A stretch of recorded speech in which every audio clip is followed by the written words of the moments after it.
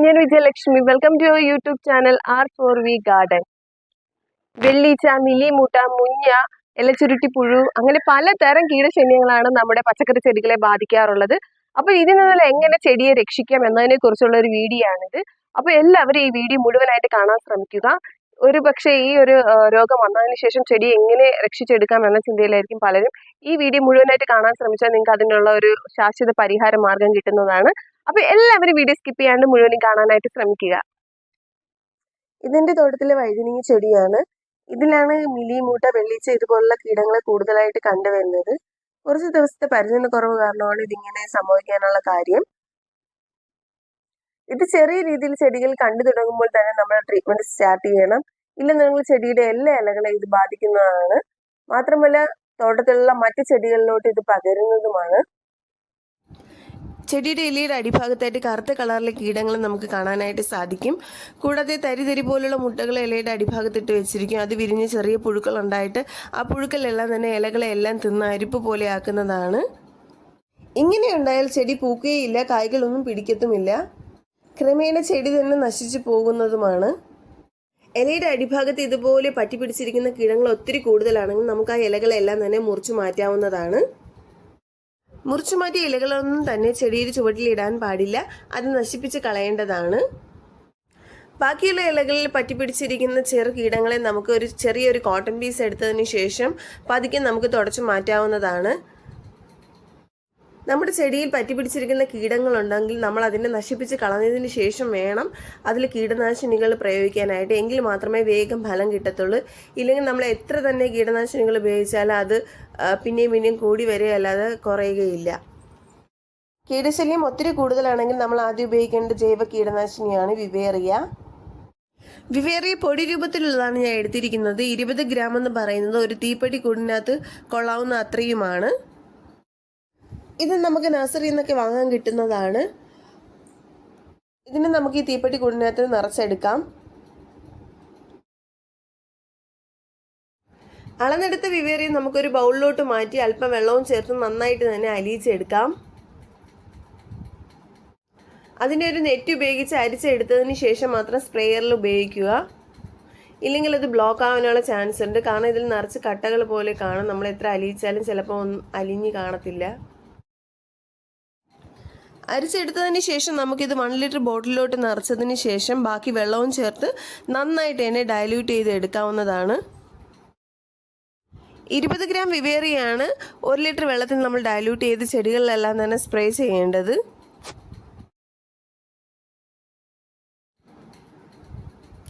ഇതുപോലത്തെ സ്പ്രേ നമുക്ക് കടയിൽ നിന്ന് വാങ്ങാൻ കിട്ടുന്നതാണ്.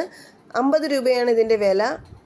അപ്പോൾ നമുക്കിത് 1 ലിറ്റർ ബോട്ടിലെല്ലാം തന്നെ ഫിറ്റ് ചെയ്ത് ഉപയോഗിക്കാവുന്നതാണ്. ചെടികളുടെ അടിഭാഗത്തും മുകൾ ഭാഗത്തും വരത്തക്ക രീതിയിൽ നമുക്ക് ഈ വിവേറി നന്നായിട്ട് തന്നെ സ്പ്രേ ചെയ്ത് കൊടുക്കാം. ചെടി ആദ്യം നനച്ചതിന് ശേഷം വേണം നമ്മളിത് സ്പ്രേ ചെയ്ത് കൊടുക്കാനായിട്ട്. ഒറ്റ ദിവസം വിവേറി സ്പ്രേ ചെയ്തത് കൊണ്ട് മാത്രം നമ്മുടെ കീടനിയന്ത്രണം സാധ്യമാവുകയില്ല. വിവേറി നമ്മൾ ചെടികളിൽ സ്പ്രേ ചെയ്യുമ്പോൾ കഴിവതും വൈകുന്നേരങ്ങളിൽ ചെയ്യാൻ വേണ്ടിയിട്ട് ശ്രമിക്കുക. കാരണം വൈകുന്നേരം അടിക്കുമ്പോഴാണ് അത് കൂടുതൽ എഫക്റ്റീവായിട്ട് കാണുന്നത്. പിറ്റേ ദിവസം നമ്മൾ നോക്കുമ്പോൾ ഇതുപോലെ തന്നെ കുറച്ചൊക്കെ ചാകാണ്ട് ബാക്കി കാണാം. അതിനെല്ലാം നമ്മളൊരു കോട്ടൺ പീസ് ഉപയോഗിച്ച് നന്നായിട്ട് തന്നെ അതിനെ തുടച്ച് അതിനെ നശിപ്പിച്ച് കളയണം.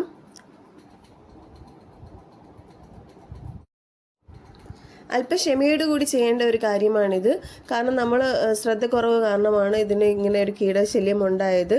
അപ്പോൾ ഇനി അത് മറ്റു ചെടികളിലോട്ടൊന്നും ബാധിക്കാതിരിക്കാൻ ഉണ്ടായ ചെടികളിലുള്ളതെല്ലാം തന്നെ നമ്മൾ നശിപ്പിച്ച് കളയേണ്ടതും അതിന് കീടനാശിനികൾ ഉപയോഗിക്കേണ്ടതുമാണ്. ഇലയുടെ അടിഭാഗമെല്ലാം നമ്മൾ നോക്കിയാൽ കറുത്ത കളറിൽ കാണാൻ വേണ്ടി സാധിക്കും. കാരണം മുമ്പുണ്ടായിരുന്ന കീടങ്ങളെ നമ്മൾ നശിപ്പിച്ചതിൻ്റെ ഒരു കളർ ഇങ്ങനെ പറ്റിയിരിക്കുന്നതാണ്. പുതിയ ഇലകൾ ഉണ്ടാകുന്നവരെ ഇത് നിലനിൽക്കുകയും പുതിയ ഇലകളെല്ലാം ഉണ്ടായി കഴിയുമ്പോൾ ഇതെല്ലാം തന്നെ കൊഴിഞ്ഞു പോവുകയും ചെയ്യും. ഇതുപോലെ തന്നെ രണ്ടാമത്തെ ദിവസം നമുക്ക് വേറെ ചെടികളുടെ അടിഭാഗത്തും മേൽഭാഗത്തുമായിട്ട് നന്നായിട്ട് തന്നെ സ്പ്രേ ചെയ്ത് കൊടുക്കേണ്ടതാണ്. വിവേറി 2 ദിവസം സ്പ്രേ ചെയ്തതിന് ശേഷം നമ്മൾ അടുത്തതായി ചെടികളിൽ സ്പ്രേ ചെയ്ത് കൊടുക്കേണ്ടത് വേപ്പെണ്ണ വെളുത്തുള്ളി മിശ്രിതമാണ്. അതിനെ ഒരു 5 അല്ലി വെളുത്തുള്ളി എടുത്ത് മിക്സിയിലിട്ട് നന്നായി അടിച്ചെടുത്ത് അതിൻ്റെ ചാറെടുക്കുക. അതിനുശേഷം നമ്മൾ വേപ്പെണ്ണ എടുക്കുക. ഒരു 3 ml വേപ്പെണ്ണയാണ് ഇതിന് വേണ്ടത്. വേപ്പെണ്ണ കുറഞ്ഞാലും കുഴപ്പമില്ല, കൂടാൻ വേണ്ടി പാടില്ല. അതിനുശേഷം നമുക്കിതിനെ ഒരു 1 ലിറ്റർ ബോട്ടിലിൻ്റെ പ്ലാസ്റ്റിക് കുപ്പിയിലോട്ട് മാറ്റാവുന്നതാണ്. വേപ്പെണ്ണ നമുക്ക് ഇതുപോലെ ഒരു മെഷറിംഗ് കപ്പിൽ അളന്നെടുക്കാവുന്നതാണ്. അതിനുശേഷം നമ്മൾ ഉപയോഗിക്കേണ്ട സോപ്പ് സൊല്യൂഷനാണ്. 1 ml സോപ്പ് സൊല്യൂഷനാണ് വേണ്ടത്. അത് ലിക്വിഡ് സോപ്പാണ് ഉപയോഗിച്ചിരിക്കുന്നത്. ഈ 1 ml സോപ്പ് സൊല്യൂഷൻ കൂടി നമുക്ക് 1 ലിറ്റർ ബോട്ടിലിനകത്തോട്ട് ആഡ് ചെയ്ത് കൊടുക്കാവുന്നതാണ്.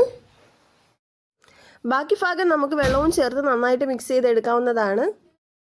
ഇതിൽ ചേർത്തിരിക്കുന്നത് 5 അല്ലി വെളുത്തുള്ളിയുടെ നീര്, 3 ml വേപ്പെണ്ണ, 1 ml സോപ്പ് സൊല്യൂഷൻ. ഇത് 1 ലിറ്റർ വെള്ളത്തിൽ ഡൈല്യൂട്ട് ചെയ്തെടുത്തതാണ്. ഇതിന് നമ്മൾ ചെടിയുടെ ഇലകളുടെ അടിഭാഗത്തെല്ലാം തന്നെ നന്നായിട്ട് സ്പ്രേ ചെയ്ത് കൊടുക്കാവുന്നതാണ്. ഇത് 2 ദിവസം നമ്മൾ ചെയ്യണം. നല്ല രീതിയിലുള്ള റിസൾട്ട് നമുക്ക് കാണാൻ സാധിക്കുന്നതാണ്. വേപ്പെണ്ണ വെളുത്തുള്ളി മിശ്രിതം തുടർച്ചയായി 2 ദിവസം ചെടികളിൽ സ്പ്രേ ചെയ്തതിന് ശേഷം നമ്മൾ സ്യൂഡോമോണസ് ആണ് പിന്നെ ചെടികൾക്ക് സ്പ്രേ ചെയ്യേണ്ടത്. സ്യൂഡോമോണസ് സ്പ്രേ ചെയ്യുന്നതിലൂടെ ചെടിയുടെ ക്ഷീണമൊക്കെ മാറി നല്ല ഉന്മേഷം കിട്ടുന്നതാണ്. ചെടി നല്ല കരുത്തോടുകൂടി വളരുകയും പുതിയ മുകുളങ്ങളൊക്കെ പൊട്ടുകയും ചെയ്യും. സ്യൂഡോമോണസ് ലൈന് തയ്യാറാക്കാനായി നമ്മൾ 20 ഗ്രാം സ്യൂഡോമോണസ് ആണ് എടുക്കേണ്ടത്. പൊടി രൂപത്തിലുള്ള സ്യൂഡോമോണസ് 20 ഗ്രാം എന്ന് പറയുന്നത് ഒരു തീപ്പെട്ടി കൂടിനകത്ത് കൊള്ളാവുന്ന അത്രയുമാണ്. അതിനെ നമ്മളൊരു ബൗളിലോട്ട് മാറ്റിയതിന് ശേഷം കുറച്ച് വെള്ളം ഉപയോഗിച്ച് നന്നായിട്ട് ലയിപ്പിച്ചെടുക്കാം.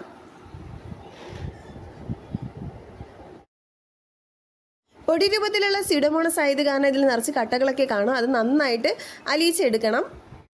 അലിയിച്ചെടുത്ത സ്യൂഡോമോണസ് ലൈൻ നമുക്കൊരു തുണി ഉപയോഗിച്ച് അരിച്ചെടുക്കാവുന്നതാണ്. ചെറു കട്ടകളുണ്ടെങ്കിൽ നമ്മളുടെ സ്പ്രേയറിൽ കൂടി അത് നന്നായിട്ട് സ്പ്രേ ചെയ്യാൻ സാധിക്കത്തില്ല, ബ്ലോക്ക് ആവും. അതുകൊണ്ട് അരിച്ചെടുത്തതിന് ശേഷം നമുക്ക് 1 ലിറ്ററിൻ്റെ ബോട്ടിലിലോട്ട് ഇത് ഒഴിക്കാം.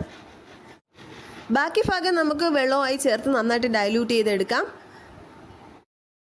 നമുക്കിനി ഈ ബോട്ടിലിനെ ഒരു സ്പ്രേയറുമായിട്ട് കണക്ട് ചെയ്തിട്ട് ചെടികളുടെ ഇലകളിലും തണ്ടിലും ചുവടിലും ഒക്കെ തന്നെ സ്പ്രേ ചെയ്ത് കൊടുക്കാവുന്നതാണ്.